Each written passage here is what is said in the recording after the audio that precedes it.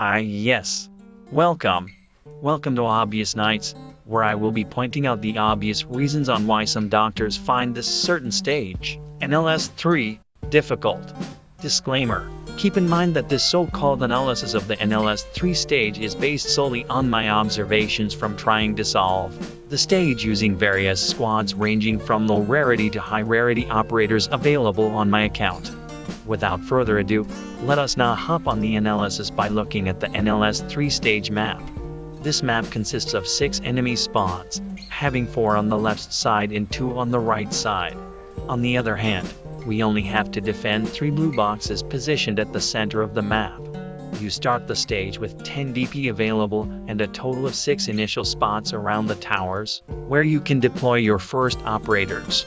Ideally, doctors would prefer to deploy a Vanguard operator at the start of the game. Without potentials, Vanguards cost range on about 10 to 14 DP regardless of the archetype. This would mean that depending on the Vanguard you want to deploy, you may need to wait up to 4 seconds before you can put down your first unit. Although, with veteran players, given that flag pipe is a meta thing, DP in this stage shouldn't be a really big problem. However, for new doctors, with no skill masteries and low operator levels, DP generation in this stage becomes a big problem. Now let us talk about the enemies in this stage. There are 7 types of enemies and a total of 86 enemies needed to be defeated. Their HPs range from C to A, with the Gloompanzer crabs having the lowest HPs, and Viviana, the elite Candle Knight servant, and the Shielder, having the highest HPs in this map. In terms of mob HPs, this map isn't particularly difficult as there are no enemies that have an SHP. The mobs, Nameless Elite Knight, Roar Nightclub Elite, and Shielder are all weak to arts damage. On the other hand, the Candle Knights are more vulnerable to physical damage. Gloompanzers have the same resistance to arts and physical damage. The most challenging and annoying mobs in this map are the Candle Knights. These mobs have the ability to cast an AoE arts damage skill on the last operator deployed within their skill cast range. These mobs are the ones responsible for making NL-S-3 difficult, or annoying. In this stage, the range of the Candle Knight and Candle Knight's servant skill are increased. This makes their casting range almost global, but not entirely global. Furthermore, on NL-S-3 challenge mode, the casting time of their skill becomes faster, while also adding more HP to the Candle Knight's servants. The common strategy in this stage is to build your squad fast on the right side of the map, and then continuously bait the annoying Candle Knight's skills by using fast redeploys on the left side of the map. Even with a high-end squad, this particular stage may still be a challenging one. While the strategy, build up your squad on the right side, and bait on the left side, sounds simple on paper, managing 3 lanes on the right side of the map while figuring out when to use fast redeploys as bait challenges the player's ability to pay attention on multiple parts of the map. It's not really a matter of action time like in those rhythm games. It's more of familiarizing yourself on when to deploy fast redeploys, and familiarizing yourself on the deployment order of operators on the right side, so that you may have enough DP to bait and hold the 3 lanes. Being too focused on baiting the caster's skill at the beginning of the stage will hinder your ability to pay attention to the incoming mobs from the right side.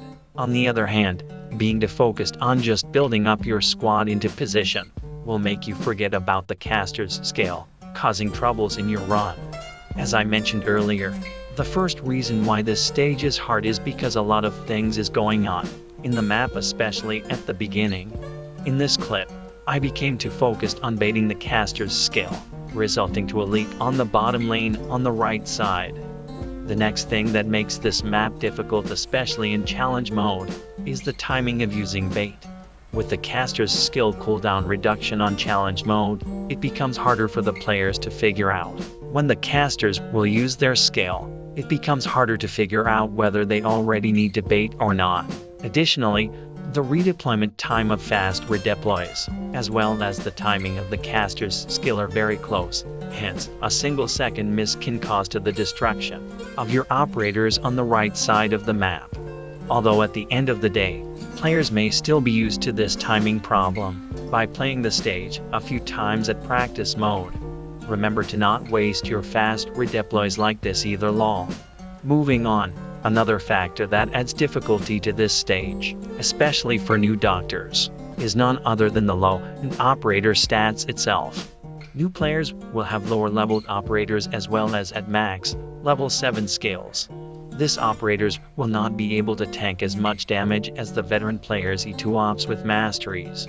The tankiness of low-end operators is not the only problem. Low-end ops will have lower damage output as well. This makes it harder for newer players to hold the lanes at right side of the map, compared to veteran players maxed out operators.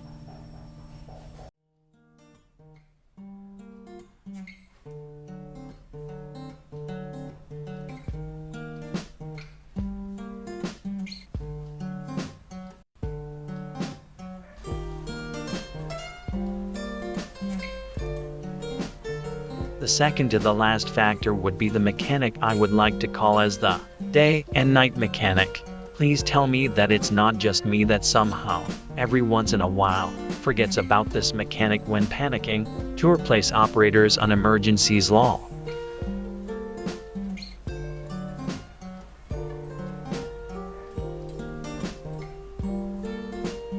Finally, the last challenge in this stage is the part where a lot of enemies are on the middle lane, around the time when Viviana enters the right side of the map. Low-end operators will struggle to either heal the damage received by the blocking operator or struggle in tanking the damage.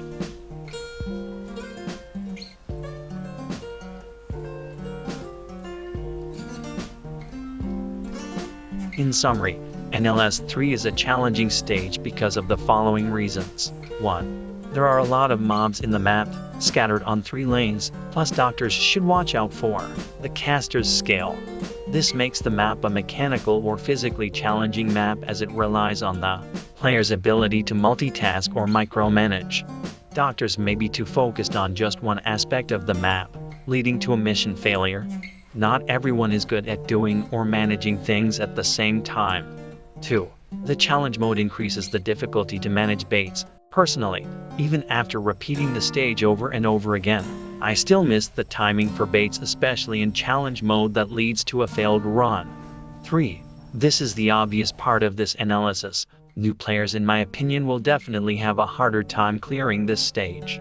Reasons such as the low-end operators' stats and skills makes it difficult for new players to hold lanes in this stage.